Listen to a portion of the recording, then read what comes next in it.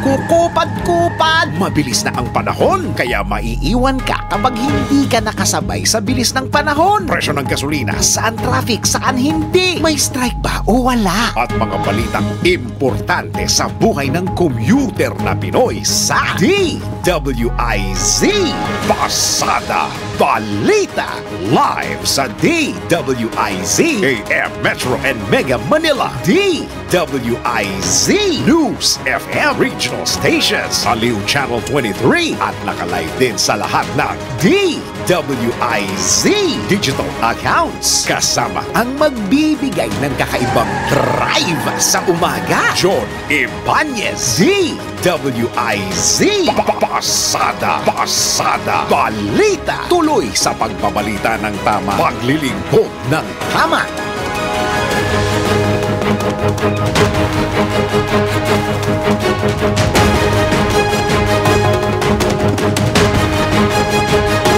Narito ng headline sa Pasada Balita ngayong araw ng Huwebes, ika-26 na sa buwan ng Setyembre 2024.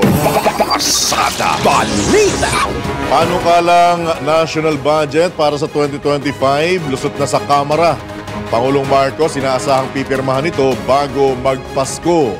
Pasada Balita. VP Sara nanindigang hindi magbibitiw sa pwesto, irregularidad sa DepEd nabunyag. Pasada Balita. Dating Mayor Guo posibleng gawing state witness. Pasada Balita. Sa balitang pangkalakalan, budget deficit ng Pilipinas bumaba noong Agosto. Pasada Balita. Sa balita sa ibayong dagat, isa sa mga top commander ng Hezbollah patay sa panibagong pag-atake ng Israel. Pasada Balita. Sa balitang pampalakasan, ang tabayanan ng update sa Super League. Bawal ang babagal-bagal. Bawal ang kukupad-kupad. Pasada Balita. Magandang umaga Luzon, Visayas, Mindanao, Pilipinas. Ako po ang inyong tagapaghatid balita, John Ibanez. Pasada Balita. At ngayon, pasadahan na natin ang detalye ng mga nagbabagang balita. Pasada Balita. Lusot na sa plenaryo ng Kamara ang House Bill 10800 o ang panukalang 6.352 trillion pesos na national budget para sa 2025.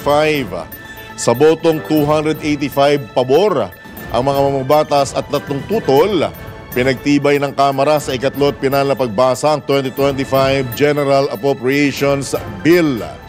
Tulad ng mga nakaraang budget, isang small committee ang muling binuo upang tumanggap ng mga individual amendment.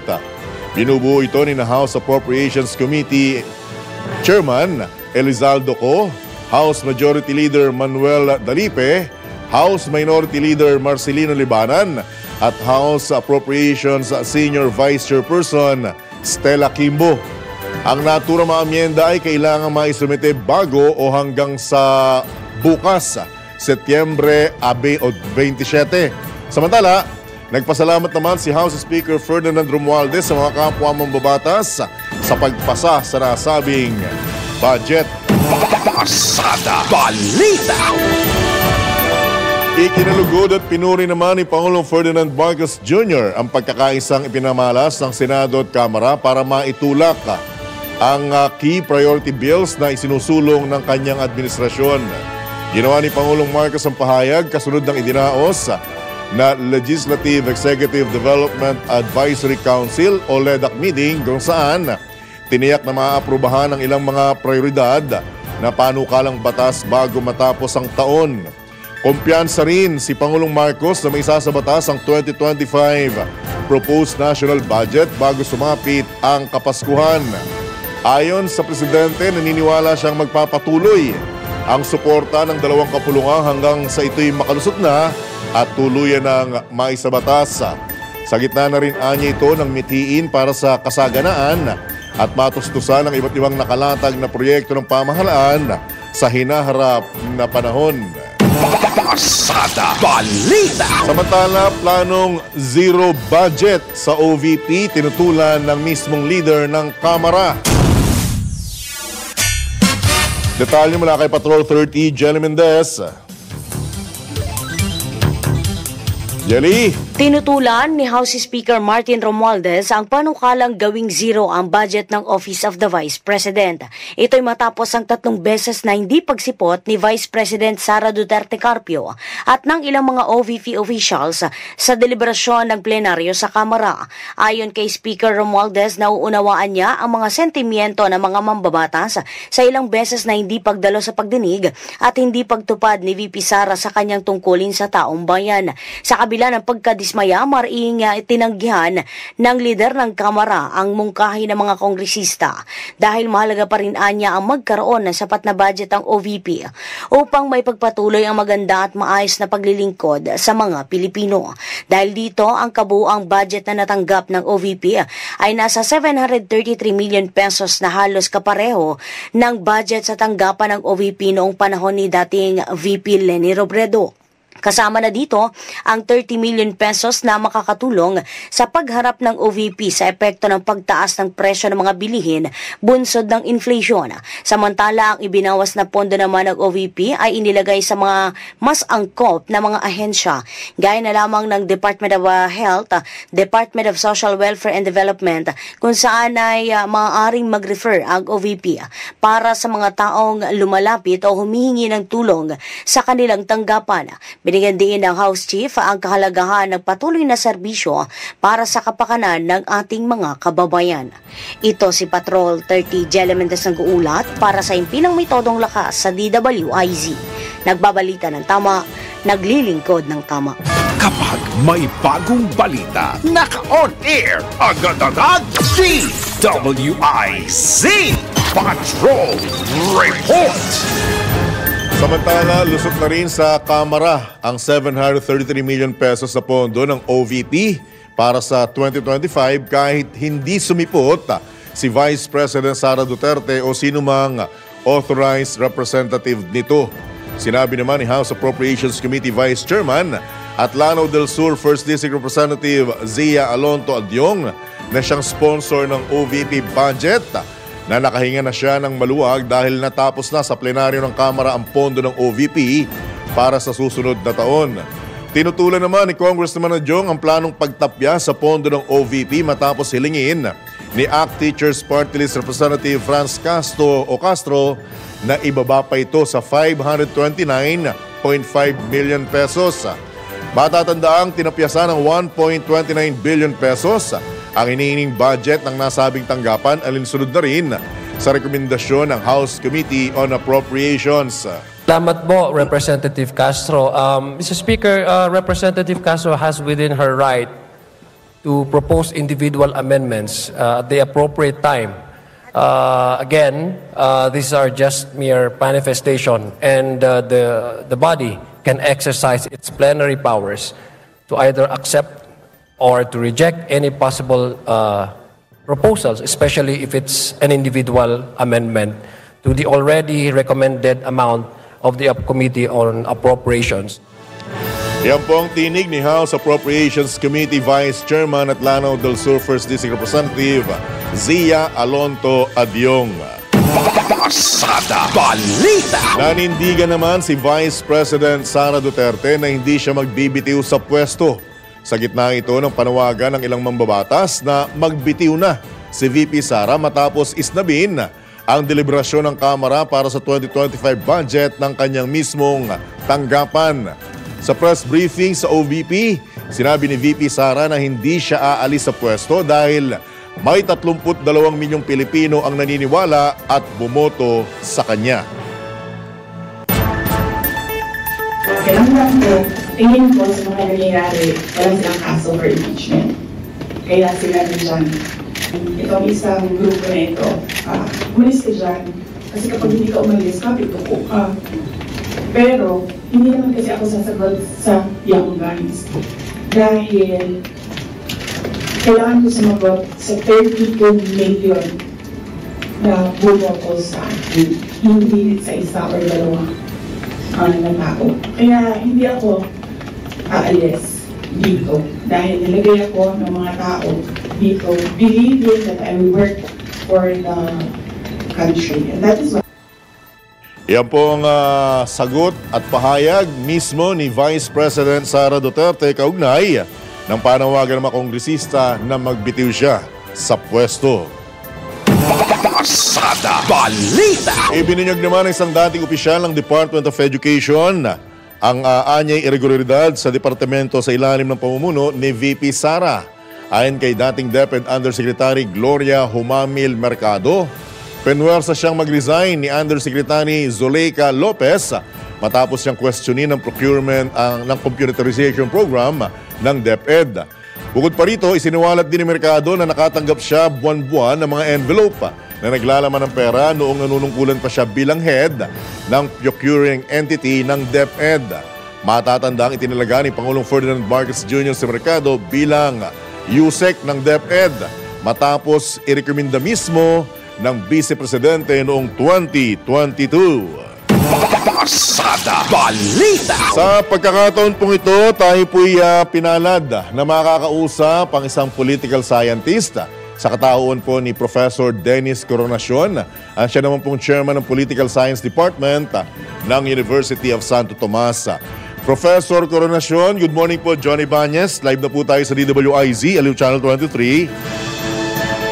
Prof? Hello, Sir Ibanez. Good morning po. Good morning rin sa inyong mga taga-subaybay. Okay, good morning, Prof. John na lang po. John na lang po ang inyong tawag sa akin. Okay. Unang-una, reaksyon po sa tinatawag na mainit na panawagan ng ilang mambabatas sa nai-impeach ang ikalawang Pangulo. Professor. Well, siguro po ito yung ito na yung tawag ito yung kumakalat na na chismis na kung saan ang sabi plano talagang i-impeach ang ating Vice President. And I think for that reason, sinasabi rin ng Vice President na in an indirect way, sinasabi niya na hindi na siya attend sa mga budget hearings and any congressional investigations kasi parang hostile sa kanya yung mga miyembro ng House. So, kumbaga man, at least nagbigay na ng pahayag. Pero on the condition yata, kung di ako nagkakamali, yun yata parang nais tahakin ng House of Representatives kung sakaling hindi i-depensa ng Vice President ang kanyang budget. So, wala na siyang planong umattend talaga.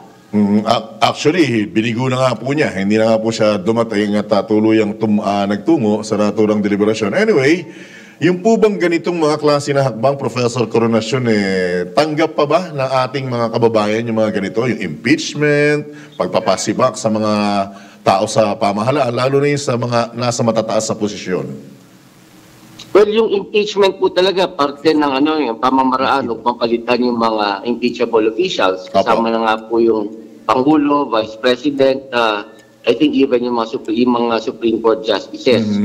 So, nakapaloob po yan sa saligang batas, pero it's been quite a while nung huli nating ginamit din, I think kung yung sa top 2 positions yung President and Vice President, yung pinakauli sa executive ay si dating Pangulong Estrada. Alright. Pero kung sa mga justices meron, like si Justice Sereno, Chief Justice Sereno, Corona. At saka si Corona, Chief Justice Corona. Pero kung sa executive, medyo matagal na po. So, parte po ito ng pamamaraan upang tanggalin yung mga impeachable officials. Pero at the same time, well, ideally dapat, kumbaga man kapag nakikita natin, may mga grounds kasi, kung inaabuso rin kapangyarihan, o kaya pagtitiwalang binibigay sa kanila, ang nakikitang solusyon is to remove them from office. Alright. Para hindi na magpatuloy. Okay. Pero hindi naman po ito isang criminal trial na maglilid sa conviction. Kung sakali may makitang mga transgressions, mga paglabag sa batas na ginawa. Alright. Professor Coronacion, lihis lang ako ng konti kasi medyo nauuso po yata ngayon yung quote-unquote bangayan, taasan ng boses at sigawan. Mukhang nasimulan po ito sa Senado, nasundan sa Kamara at mukhang ginaya ng Manila Council. Professor Coronasyon, ano ang dating nito sa mamamayan? Ito po ba'y nakatutulong? Ito po ba'y nakagigising? O ito po ba sa palagay ninyo nakababawas ng ikangay respeto sa mga tinaguriang kagalang-galang ng mga mambabatas natin, Professor? Well, actually sa ibang bansa po parang normal lang to, like sa Taiwan. Nagbabatuhan pa nga na siya, di ba? Oo, tsaka suntukan. Normal yan. Opo. Pero sa atin, parang ngayon lang ho ito yung mga ganitong klaseng medyo marahas na pangyayari, balitaktakan between among our legislators, whether national or local. Ngayong taon lang ho natin ito nakikita. Pero sabi ni Senate President Cesar Escudero, nangyari na raw ito dati. This is not the first time. Pero yung televised o yung napanood ng karamihan, parang ngayon lang at intense pa, no? So nagugulat ang karamihan ng mga Pilipino.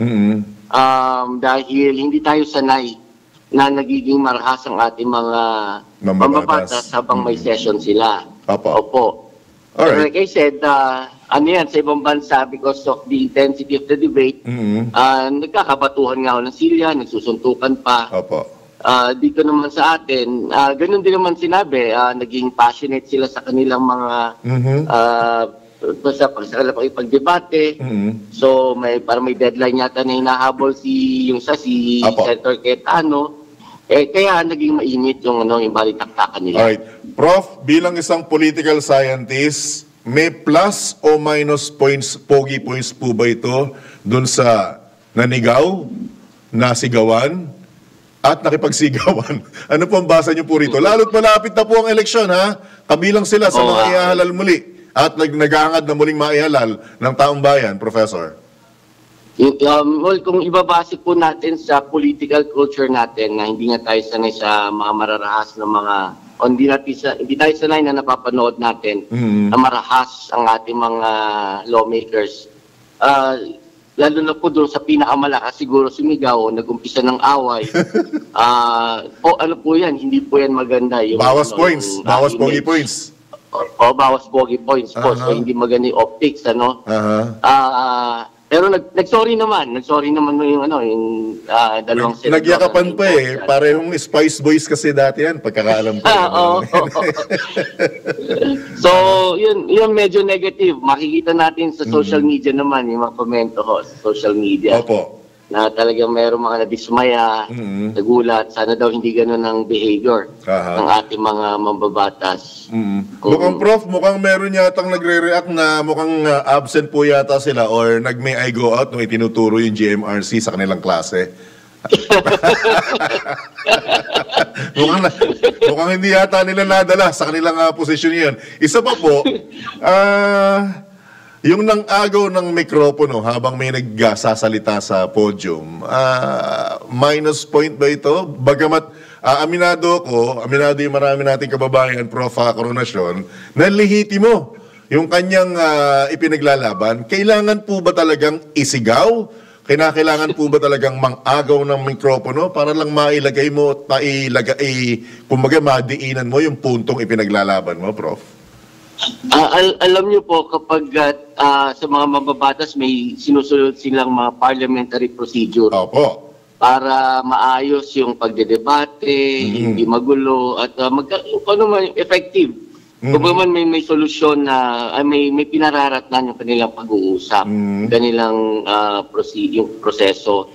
So kapag ganyan may mga nangaagaw ng telepono, kahit pag ka-noble, kaya legit yung kanyang pinaglalaban, pag hindi mo sumunod sa parliamentary procedure, imbis na makatulong, ay nakagugulo. Okay. So, meron naman solusyon kung sakaling hindi ka i-recognize ng chair, kahit may gusto ka sabihin. You will have your turn, in other words. Kapag basta susundin lang ng tama, yung parliamentary procedure. Alright. Mukhang ilang beses na nalihis yung ilang mga kababayan at ilan yung mga kagalang-galang nating mambabatas. Anyway, nasa inyo pong pagkakataon, Professor Coronasyon, karagdagang mensahe po, lalo na sa atin pong mga kababayang botante. Dahil malapit na po ang eleksyon, sigurado yan madadagdagan yung mga kiskisan, sigurado yan yung kultura ng batuhan ng putik, Ano pong mensahe nyo sa ating mga kababayan? Go ahead, Professor. Well, kung sa batuhan lang din po ng putik, sanay na tayo dyan.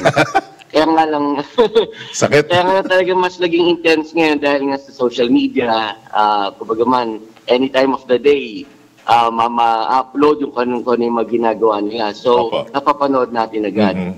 So, mas open tayo, mas na-expose tayo sa mga ginagawa nila. Opo. Unlike during the time na wala pa yung social media na yan, Ngayon, ang ano po sa atin, ang parating sinasabi, pag nakakapanood tayo ng ganyan, lalo pa malapit ng eleksyon, tama kayo. Mas lalo magiging intense yan. Yung kanilang mga kiskisan, yung kanilang mga So, ang dapat, huwag natin tingnan ito as a source of entertainment. Kumbaga man, tingnan natin mabuti kung ano yung mga lessons na makukuha natin. Sino ba dapat yung may boto natin, o huwag natin iboto. Sino ba dyan na may prinsipyo? Sino ba dyan yung walang prinsipyo? Sino ba yung nagpapalusot lang, nagsisinungaling? So yan po. So, Prof, in short Prof Coronasyon, in short pagdating sa eleksyon, isipin natin na it's payback time. Di ba? Gamitin natin yung kapangyarihan natin para bawian yung sa palagay natin hindi nakarapat-dapat sa pwesto. Prof. Tama kayo dyan. At every 3 years lang po yan. Apo. Alright. As always, Professor Coronasyon, maraming salamat sa pagkakataon at mananatili pong bukas ang himpilan ng programang ito for update sa mga susunod na pagkakataon, lalo't isa ka pong political scientist. Prof, thank you so much. Good morning. Salamat po. Good morning po. Salamat. Apo, yan po mga kabalitaktakan, si Professor Dennis Coronasyon, isang political scientist po siya, chairman ng Political Science Department ng University of Santo Tomas. Pasada Balita! Samantala, sinagot na ni Vice President Sara Duterte ang aligasyon ni dating Education Undersecretary Humamil Mercado. Kaugnay nito sa isiniwalat ng dating opisyal ng DepEd na nakatanggap siya ng sobre na naglalaman ng 50,000 pesos bawat isa sa loob ng 9 na buwan noong nakaraang taon. Sa press briefing ng Office of the Vice President, tinawag ng VP Sara si Mercado na disgruntled employee dahil sa kawalan nito ng tiwala sa kagawaran. Ibinunyag pa ng pangalawang Pangulo na ginamit ng dating opisyal ang pangalan niya nang walang pahintulot para lamang mag-solicit sa isang kumpanya. Dapat siguro kung mag-akusa siya ng ganyan, dapat may patensya. Tulad na ako, pag inaakusahan ako, pag sumasagot ako, binibigay ko yung papel. Gloria Mercado is a disgruntled former employee of the Department of Education. She was let go because of loss of trust and confidence sa Office of the Secretary. Una niyang ginawa, hindi ko alam kung ano nauna, pero nakastrike po siya sa akin. Ang una niyang ginawa, nag-solicit siya ng 16 million pesos sa isang kumpanya on paper using my name without any authorization from the Department of Education. Yan po ang tinig pahayag ni Vice President Sara Duterte. Pasada Balita! Samantala, naglabas ang show cause order ng House Committee on Good Government and Public Accountability laban sa ilang opisyal ng Office of the Vice President. Ito'y matapos isnabin ang pagdinig ng komite kaugnay sa sinasabing maling paggamit ng pondo ng Department of Education sa ilalim mismo ng pamumuno ni VP Sara. Kabilang sa mga pinatatawag na opisyal sina Yusek Soleika Lopez, Asik Limuel Ortonio, Director of Administrative and Financial Services Rosalyn Sanchez, Special Disbursing Officer Gina Acosta, at Chief Accountant Julieta Villa del Rey. Nakapaloob sa show cause order ang banta na i-cite for contempt at iparesto ang 5 OVP officials kung hindi makapagbibigay ng makatwirang paliwanag sa hindi pagdalo ng mga ito. Pasada Balita! Oras muna sa hudyat! 26.5 minuto na po makalipas ang 7 ng AM. Bawal ang babagal-bagal! Bawal ang kukupad-kupad! Pasada Balita! Sa pagpapatuloy ng ating balitaan, dating Mayor Alice Guo may tsansang makonsidera bilang state witness. Alamin natin ang detalye mula kay Patrol 19, Sally Ortega Bueno. Kung ibubulgar ni dating Mayor Alice Guo Guwaping kung sino ang mastermind o pinaka-pinuno ng mga sindikatong sangkot sa iligal na mga operasyon ng POGO, posible daw itong maging state witness. Ito ang sinabi ni Senator J.V. Ejercito. Sinabi ng senador na sa kanyang pagkakaalam ay magiging state witness lamang kung siya may tuturing na least guilty sa krimen at kung may tuturo ni Guo ang most guilty sa mga illegal POGO operation. Pero ito'y depende pa niya sa magiging appreciation ng mga otoridad at ng ahensya at depende rin sa magiging pagtingin ng Department of Justice. Magkagayunman, sinabi ni Senator Ejercito na hindi dapat baliwalain ang posibilidad na si Guo ay isang ahente ng China dahil sa pinakita nitong kilos at magaling umiwas sa mga ibinabatong tanong ng mga senador. Naasahang magkakaroon muli ng executive session ng Senado dahil naging maikli lamang ang closed-door hearing na nangyari kamakalawa at inaabangan nila ang iba pang ibubulgar ng dating alkalde. Ito sa Patrol 19, Celly Ortega Bueno, para sa impilang metodong lakas sa DWIZ. Nagbabalita ng tama, naglilingkod ng Pasada Balita! Tala, inilatag na po ng pamahalaan ang mga hakbang para sa mga libu-libong Pilipinong maapektuhan ng pagsasara ng POGO. Detalye mula kay Patrol 13, Gilbert Perdes. Inamin ng pamahalaan na nakapaglatag na ito ng mahakbangin para sa mga manggagawang Pilipino na dating nagtatrabaho sa POGO. Sa bagong Pilipinas ngayon public briefing, sinabi ni DOLE Bureau of Local Employment Director Patrick Patriwirawan Jr. na meron silang line-up o menu ng mga services sa pamamagitan ng PESO Public Employment Service Offices. Meron din na silang tinatawag na job matching at placement para sa iba't ibang job opportunities, habang meron ding career development support para sa mga apektadong manggagawa. Sinabi pa ng opisyal na nasa kabuang 79,735 ang apektado ng pagpapahinto ng POGO operation kasama na mga dayuhan. Ngayon pa man, ang focus daw nila ngayon o tinututukan ay ang mga Pilipinong manggagawa na umabot nga sa 40,962. Patrol 13, Gilbert Perdes para sa himpilang may todong lakas. DWIZ, nagbabalita ng tama, naglilingkod ng tama. Pasada Balita! Samantala, mga public hearing ng mga komite ng Senado magtutuloy-tuloy sa kabila ng pagka-adjourn ng sesyon ng Senado. Detalye nagbabalik Patrol 19, Celly Ortega Bueno. Nag-adjourn na kagabi ang sesyon ng Senado para sa mahigit isang buwan na congressional break. Magbabalik ang session sa November 4. Mas mahaba ngayon ang bakasyon ng mga mambabatas dahil sa pagbibigay daan sa filing ng Certificate of Candidacy ng mga kakandidato sa national at local elections sa 2025 midterm election. Bago nag-adjourn, ipinaalala ni Deputy Majority Leader J.V. Ejercito na may standing resolution ng Senado na nagpapahintulot sa lahat ng committee na magsagawa ng mga pagdinig at investigasyon kahit nakabakasyon ang kanilang session.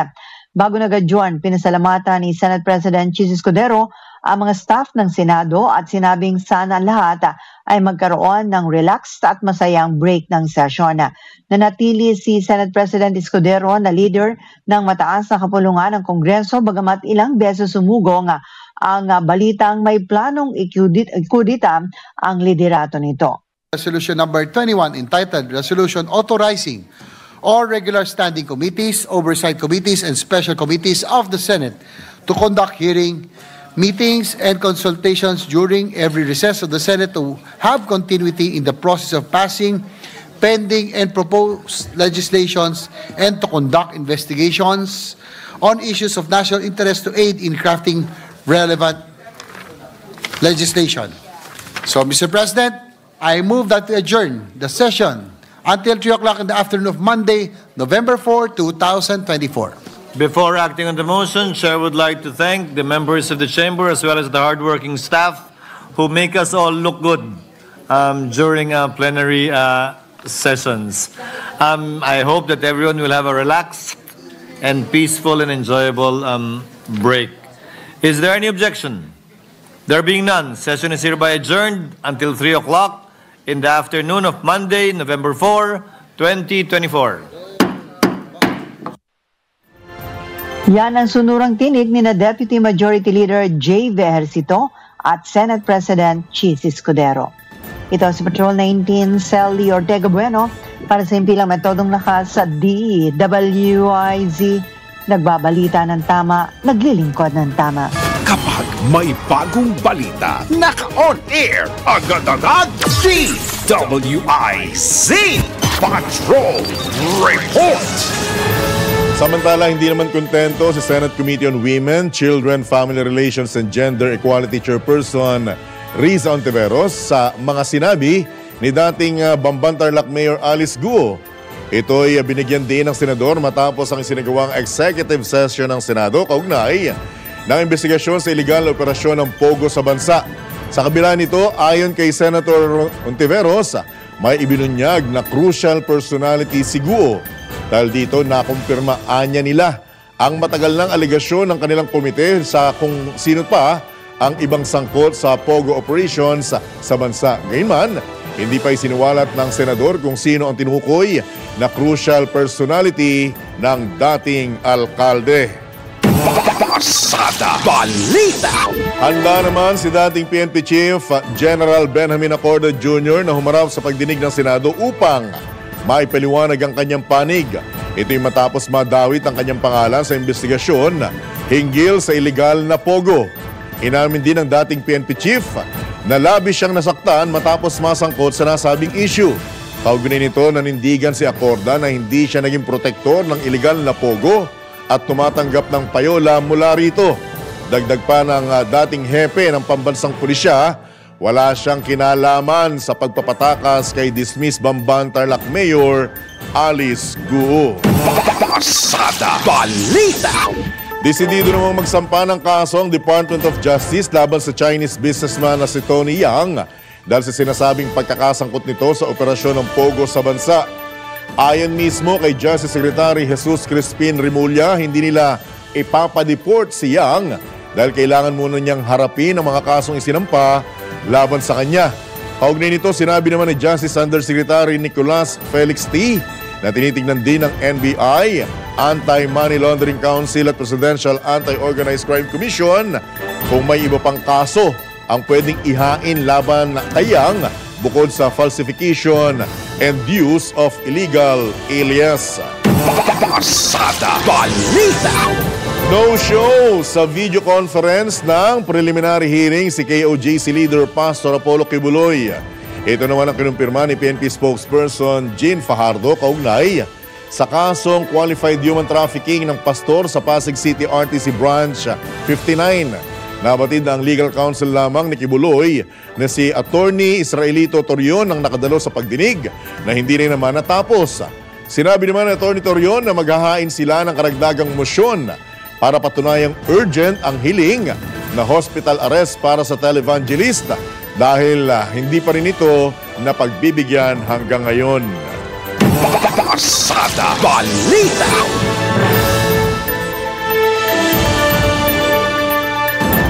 Sa iba pang tampok na balita, ipinroklama ng Commission on Elections ang Akbayan Citizens Action Party List bilang isa sa mga nanalong party list sa nagdaang 2022 elections.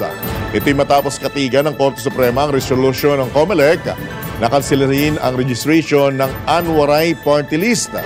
Dahil dito upo si Percival Sendanya bilang representative na Akbayan Party List sa Kamara na tatagal hanggang June 30, 2025. Nabatid na nanumpa na rin si Congressman Sendanya sa harap mismo ni House Speaker Martin Romualdez kahapon. Pasada Balita! Samantala, wala pang natatanggap na kopya ng disbarment case ang Integrated Bar of the Philippines laban kay dating presidential spokesman Harry Roque. Ito naman ang kinumpirma ni Attorney Antonio Pido, National President ng IBP. Matatandaang sinampahan ni dating Cabinet Secretary Melvin Matibag ng disbarment complaint sa Korte Suprema si Attorney Roque dahil sa mga post nito sa social media na nagpapakita ng anyay deep fake video ni Pangulong Ferdinand Marcos Jr. Nilinaw naman ni Attorney Matibag na walang kinalaman sa politika o sino mang individual ang kanyang ginawang paghahain ng nasabing kaso. Pasada Balita. Pinalitan na si Sagip Party List Representative Rodante Marcoleta sa Commission on Appointments at iba pang komite sa Kamara. Kaugnay nito iniluklok ng majority si Manila Teachers Representative Virgilio Lacson bilang kapalit ng nasabing kongresista. Dahil magsisilbi na bilang miyembro ng House Committees on Energy, Justice, Public Accounts and Constitutional Amendments si Congressman Lacson. Pasada Balita. Samantala, inirekomenda ng Office of the Ombudsman ang pagsasampa ng 3 counts of nepotism laban kay suspended Cebu City Mayor Michael Rama. Nagugat ang kaso sa reklamo na kinuha ng suspendidong alkalde ang 2 kapatid ng kanyang asawa bilang mga empleyado sa Cebu City Hall. Sa 15 pahinang resolusyon ng Ombudsman, sinasabing nadiskubre na kapatid ng asawa ni Mayor Rama sina Elmer at Gomer Mandanat na binigyan ng trabaho sa munisipyo, isang paglabag sa Republic Act 3019 o Anti-Graft and Corrupt Practices Act. Ayon naman kay Atty. Joselito Baisa, tagapagsalita ng suspendidong alkalde, hinihintay pa nila ang kopya ng resolusyon at handa silang maghain ng motion for reconsideration. Matatandaang nasa gitna pa rin si Mayor Rama ng 6 na buwang preventive suspension dahil sa hindi pagpapasweldo sa mga empleyado ng City Hall. Pasada Balita. Oras sa hudyat! 15 minuto na lamang, alas 8 na ng AM. Pasada Balita. Sa iba pang tampok na balita, VP Sara walang balak makipag-alyansa sa ibang partido para sa midterm elections. Detalye mula kay Patrol 38, Jen Patrolya. Wala pang plano si Vice President Sara Duterte na makipag-alyansa sa iba't ibang partido para sa midterm election sa 2025.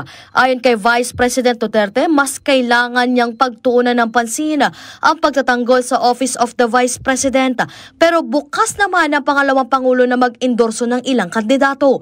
Idinagdag pa ni VP Inday na hindi pa sigurado kung tatakbo sa pagkasenador ang kanyang ama na si dating Pangulong Rodrigo Duterte, gayon din ang kanyang 2 kapatid.